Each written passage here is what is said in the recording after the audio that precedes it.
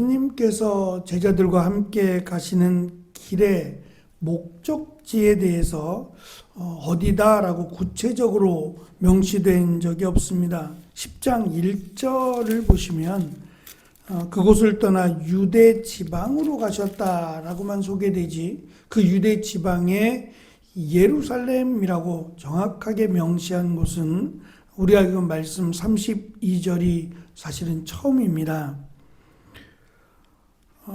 길의 목적지가 예루살렘이다라고 하는 것은 크게 성전이 있는 예루살렘, 그리고 왕이 있는, 왕궁이 있는 예루살렘으로 요약이 될 수 있습니다. 예루살렘을 상징하는 것이 성전과 왕궁이기 때문입니다. 그렇다면 둘 중에 하나, 예수님께서 말씀하신 예루살렘으로 가는 목적이 세 번째 지금 예고하시고 있는 십자가를 지시기 위해서, 죽기 위해서라고 하는 분명한 그 목적을 말씀하시는 겁니다. 제자들은 예루살렘에 있는 왕이 되기를 바라고 소망했습니다. 본문에서 예루살렘으로 올라가시는 길이라고 밝히고 더 나아가서 예수님께서 사람들보다 앞서서 걸어가셨다라고 강조합니다. 마치 길을 재촉하시듯이 가시는 그 모습에 옆에 있던 제자들은 놀랐고 뒤따르던 사람들은 두려워했다라고 강조하고 있습니다. 십자가를 지기 위해서 또 죽기 위해서라고 앞에서 두 번 예고하셨는데 사실 피하고 싶은 그 십자가라고 하는 저주의 상징이 되는 수치스러운 그 길을 오히려 예수님께서 재촉하고 계시다, 먼저 앞서서 그들보다 먼저 가신다라는 내용으로 인해서 제자들은 놀라했습니다. 앞에서 베드로가 그들이 예수님을 따랐다는 것, 우리가 모든 것을 버리고 주를 따랐습니다. 우리는 하나님의 나라에 들어가기에 합당하지요 라고 오히려 예수님께 강조했던 것처럼 이번에 예수님께서 가시는 길이 어떠한 길인지 강조하고 계십니다.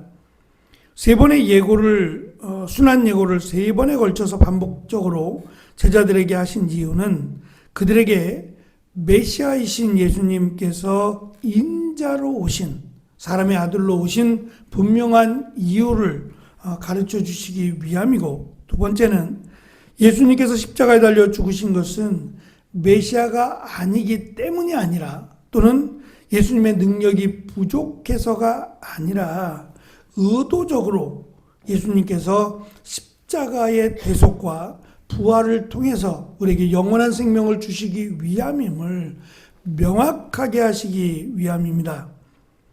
예수님께서 제자들을 부르신 목적이 여럿이 있는데 그 가운데 하나가 나와 함께 있도록 하기 위함이라고 하셨습니다.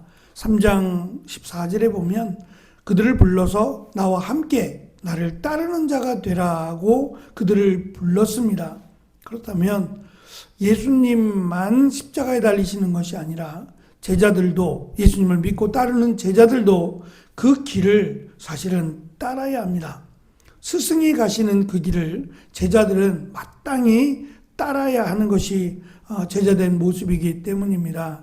그렇다면 이 세 번의 순환 예고를 들은 제자들은 우리가 어떻게 이 길을 따라갈 수 있을까? 아니면 여기서 예수님의 제자됨을 포기하거나 이런 결단이 그들에게 있어야 하고, 여기까지 왔으면, 그리고 예수님께서 그 길을 가신다면 자신들도 그 길을 가기 위한 결단과 기도가 필요했습니다.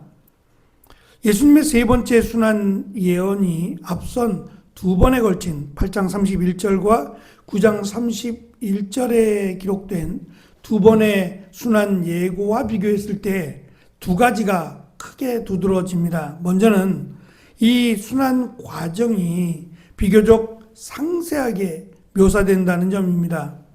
먼저 인자가 대제사장과 서기관들에게 넘겨지고 다음으로 제사장, 대제사장과 서기관들이 사형 선고를 내린 후에 이방인들에게 넘겨질 것을 말씀하셨어요. 이러한 과정을 구체적으로 묘사한 것은 정말 예수님께서 말씀하신 이 예고가 그대로 성취되느냐에 대한 부분입니다. 두 번째, 사형 집행과 관련해서 이방인들의 구체적인 행동이 새롭게 제시된다는 점입니다. 이방 사람들은 인자를 조롱하고 침을 뱉고 채찍으로 때리고 죽일 것이다 라고 말씀합니다. 어찌 이 모습은 그냥 보통 사람, 아니 죄를 지은 사람에게도 상당히 수치스러운 일이에요. 여러 가지 다양한 죄수들이기 때문에 당할 수밖에 없는 이 수치스러움을 예수님이 고스란히 받으세요. 그래서 사탄이 그 마지막에 예수님을 시험할 때 광야에서뿐만 아니라 끝까지 예수님을 시험하는데 그 내용이 이래도 그러니까 예수님이 이처럼 비참하게 세상 사람들에게 예수님이 만드신 피조물에 의해서 조롱을 당함에도 불구하고 십자가를 지시겠느냐? 예수님을 따르던 제자들이 예수님을 버리고 도망치는데도 예수님이 십자가를 지시겠느냐? 또 예수님의 가족 공동체나 마찬가지인 유대인들이나 종교 지도자들이 예수님을 버리고 조롱함에도 불구하고 십자가를 지시겠느냐라고 하는 끝까지 예수님을 조롱하고 유혹합니다. 그런데 예수님은 지금 세 번의 예고에서 밝힌 대로 이 땅에 인자로 오신 목적과 이유가 십자가를 지시기 위함이에요. 한 번도 예수님이 그것 때문에 고민하시거나 한 번도 예수님이 그것을 피하고자 하신 적이 없다는 점을 기억해야 돼요. 그래서 예수님이 겟세마네 동산에서 말씀하신 이 잔을 내게서 옮기셔 달라고 하는 이 내용은 구약에서 다윗이 절망 가운데 했던 고백의 표현이지 예수님이 정말 이 십자가를 지기 싫어서 십자가를 가능하면 피하고 싶어서 했던 말이 아니다라는 것을 우리는 분명하게 알 수 있습니다. 그리고 마지막 결론에 대한 말씀이 첫 번째와 두 번째 순환 예고와 동일하게 인자는 3일 뒤에 다시 살아날 것이다 라고 말씀하셨어요. 사실 이것이 마침표입니다. 예수님이 십자가의 대속이 끝이 아니라 예수님은 분명히 3일 만에 죽음 가운데서 부활하신다는 거예요. 이것이 예수님이 메시아라고 하신 메시아이심을 보여주는 가장 확실한 증거이기도 합니다. 그렇다면 예수님의 십자가뿐만 아니라 십자가에 달려 죽으실 것만이 아니라 부활하실 것을 말씀하셨다면 제자들은 이로 인해서 크게 기뻐해야 돼요. 죽음이 끝이 아니라 영원한 생명이 주어진다는 점에서 이보다 기쁜 일은 없습니다. 물론 억울하게 고난을 당하고 또 죽임을 당할 수 있습니다. 그럴지라도 나와 복음을 위하여 죽는 자는 영원히 죽지 않을 것을 제자들이 믿었어야 하고 그것을 믿었다면 오히려 그로 인하여 제자들은 크게 기뻐해야 됩니다.